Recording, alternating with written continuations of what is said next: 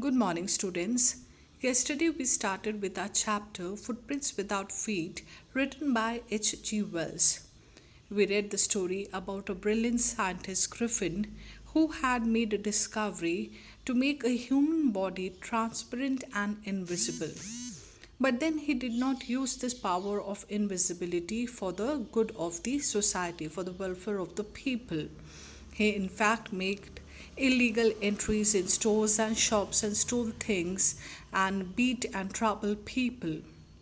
Let's continue with the line by line explanation of the chapter and read the second and the last part of the chapter.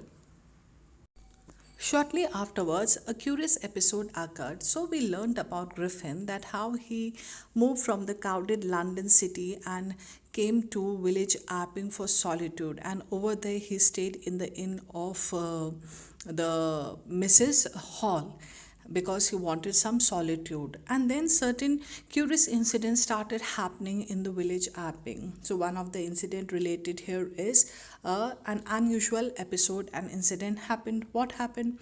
Very early in the morning, a clergyman and his wife were awakened by noises in the study. So early morning, clergy and his wife, that is the priest and his wife, were sleeping, and then they were woken by the noises coming from the study room, and they were amazed that what sort of noises were coming, and they were awakened by these noises creeping downstairs. So they moved downstairs. They very slowly moved downstairs to their study. They heard the chink of money being taken from the clergyman's desk. Then they heard the noise of the money coming, as if some person is trying to rob the money from the desk, the study desk. And they were amazed that that they are being robbed, and they want to catch this robber, the theft who had broken into their house. So they go and try to catch him. Without making any noise and with the poker grasped firmly in his hand, the clergyman flung open the door. So very quietly, very stealthily, they move without making a noise to the study. And the clergyman, he was holding a poker is an instrument used in to stoke fire.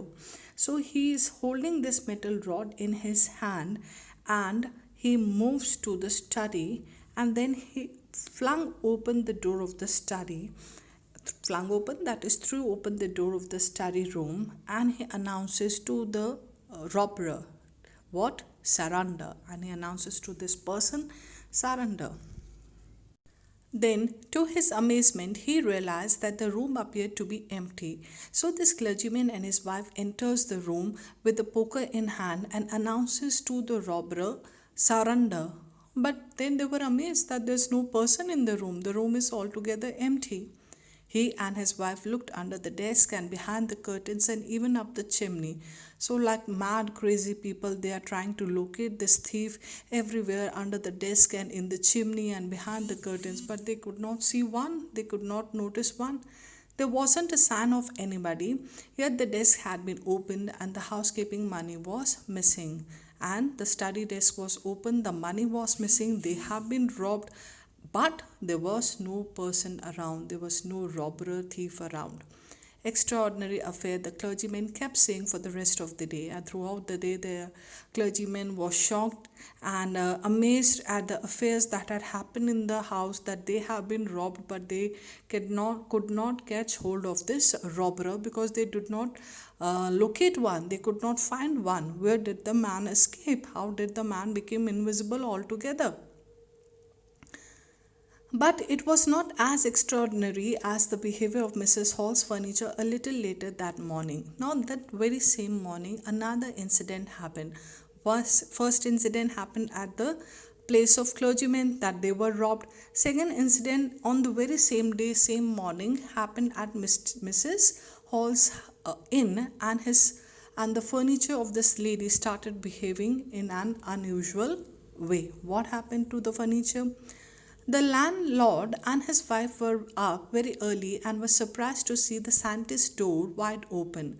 So Mrs. Hall and Mr. Hall, that is husband and wife, they woke up early in the morning, and to their amazement, the scientist's door, that is Griffin's room, his door was open. Usually it was shut and locked, and he was furious if anybody entered his room. So Griffin was very furious. He got very angry if somebody tried to enter his room or um, tried to peep into his room. He used to get very annoyed with things, and it used to be always locked and shut. So they were amazed that how come Griffin's room is open. The opportunity seemed too good to be missed. So when they got this opportunity that the scientist's room is open, they did not want to miss it. They thought that was the best time to enter in his room and see what this person is all about. They peeped around the door, saw nobody, and decided to investigate. So they entered, that is, Mr. and Mrs. Hall entered the room of this scientist as it was open. They first peeped around the door to check whether he's there or not, but then they saw there was nobody around. They decided to check on this room, that what this unusual sort of person is. The bedclothes were cold, showing that the scientist must have been up for some time, and stranger still, the clothes and bandages that he always wore were lying around the room. So when Mr. and Mrs. Hall enters, Mrs. Hall runs her palm onto the bed and pillow of this scientist, that is Griffin. And when she runs the palm on the bed, she makes it out that the bed was cold. So the scientist, that is Griffin, he was awake. He was not there for a certain period of time, and he had already been awake. And moreover, the amazing thing was that this scientist, that is Griffin, the stranger who used to wear the clothes and bandages all the while, saying that he has met with an accident and that is why his face is covered like so. Those bandages and clothes were lying in the room on the bedpost. So they were amazed that this person is not there. Moreover, his clothes are lying in the room. All of a sudden, Mrs. Hall heard a sniff close to her ear, and suddenly she hears a sniff very close by to herself, and she was amazed that who might be this person who is sniffing. A moment later, the hat on the bedpost leapt up and dashed itself into her face, and then, to her amazement, she sees that the hat of the stranger, that is Griffin, was lying on the bedpost. It rises up in the air, the hat rises up in the air, and it makes an aim onto Mrs. Hall's face and dashes onto her, that is struck onto her face, the hat.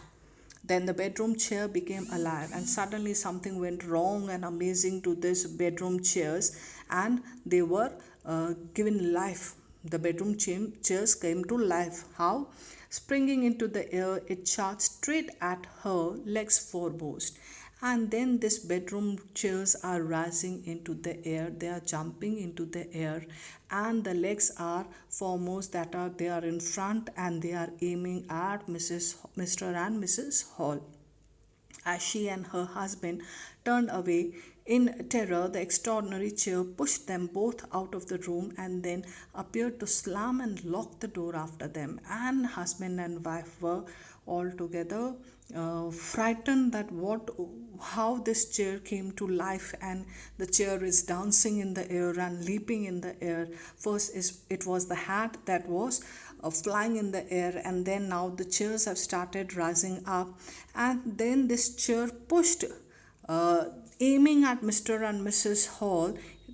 The chair pushed them, both husband and wife, out of the room, and suddenly the door slams, it closes, and the door was in fact locked. Mrs. Hall almost fell down the stairs in hysterics, and Mrs. Hall fell down the stairs in hysterics. Hysterics means wildly emotional reaction to things. So she was all uh, nervous and horrified with the incident.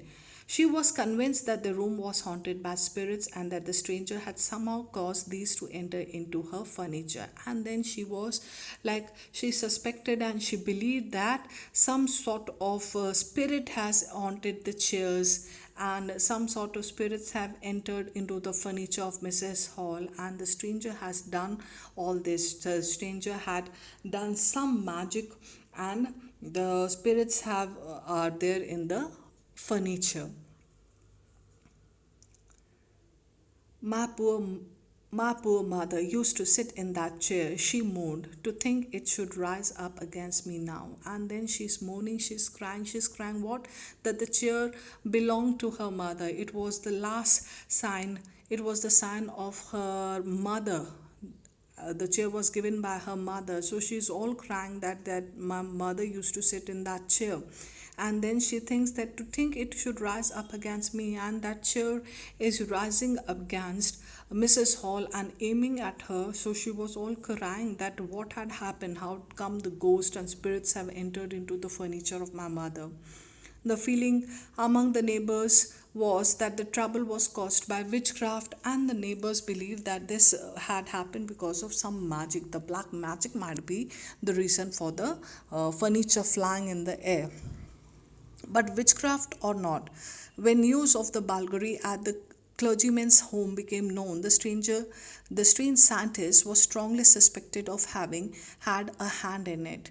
So whether it was a witchcraft or not, but when very slowly this news started spreading, that is very swiftly, this news of Balgari that the clergyman was robbed of his money in the early morning, and the furniture flying in the house of Mrs. Hall, this news started spreading, and everyone had a suspicion. They started doubting that this strange scientist had some role to play in all these incidents and activities happening in the village Apping. Suspicion grew even stronger when he suddenly produced some ready cash, though he had admitted not long before that he had no money. And then this suspicion, this doubt became uh, real, that it became strong, that this is the person, the strange scientist is the person who is doing all these things. Why? Because a few days back, when Mrs. Hall wanted to settle bill, he said that he did not had ready cash, and then he produces money. So he this suspicion grew that this strange scientist is one who might be doing all these incidences. He might be the person who might be responsible for all these incidences, whether the Bulgari at the clergyman's place or the furniture flying in the air. The village constable was secretly sent for, so village constable was called. He was asked to investigate the things, that how the furniture has been flying. To add to it, the clergyman was robbed, so the village constable was informed about the same. Instead of waiting for the constable, Mrs. Hall went to the scientist, who had somehow mysteriously appeared from his empty bedroom. So rather than waiting for the constable to come and do the investigation about the Bulgari or the furniture flying in the air, Mrs. Hall took on herself and thought that she would talk straight to this strange scientist, and she went to the scientist, who had somehow mysteriously appeared from his empty bedroom. And when she wanted to talk to him, she was amazed that from this empty bedroom, how she was thrown out early in the morning by the furniture, the stranger comes out from the same room. I want to know what you have been doing to my chairs upstairs, she demanded. And I want to know how it is you came out of an empty room and how you entered a locked room. So Mrs. Hall, who wanted to talk to the stranger, was amazed that early morning when we entered, the room was empty. And throughout the day, I did not see this person coming from the main door to his room. So she's amazed. So she questions him that what you have been doing to my chairs, what went wrong to my chairs, how did the chairs started flying in air.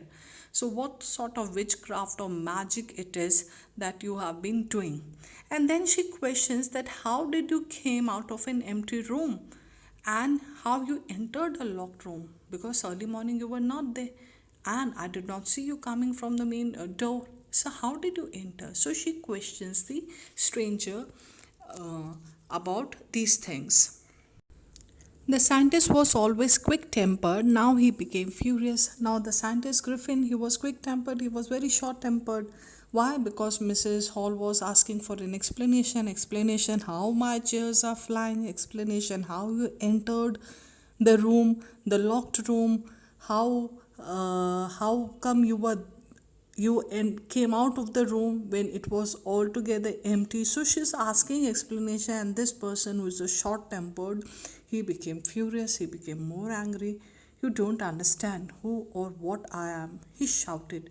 Very well, I'll show you. So he became angry and he shouted at Mrs. Hall that you don't know who I am and what I am. You want to know what I am? I'll show you that what a person I am. Suddenly, he threw off bandages, whiskers, spectacles, and even nose. So now he revealed his identity and he started removing the bandages, whiskers, that is the hairs on cheeks, spectacles, and even nose. So all this, the false nose, the dummy nose and bandages and whiskers that he was wearing, that he got from the Drury Lane, he started removing it. It took him only a minute to do this, and it did not take much time to remove all this. The horrified people in the bar found themselves staring at a headless man. So people, they were amazed that some sort of magic is there, but then they were all terrified to see a headless man, because he removed his spectacles, nose, bandages, whiskers, and there in front of them was this headless man standing. Mr. Jaffers, the constable, now arrived. Now the constable was asked to come. He was asked to investigate that who has done the bulgari, and the chairs were flying in the air.